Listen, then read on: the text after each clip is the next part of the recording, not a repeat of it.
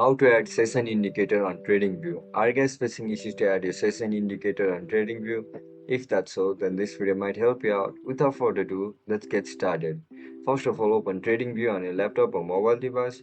Once you open the app, now log in into your account with your registered email and password. After you get logged in, now look at the top of your screen where you can see this indicator icon. Click on it. Now tap on search bar and search for session.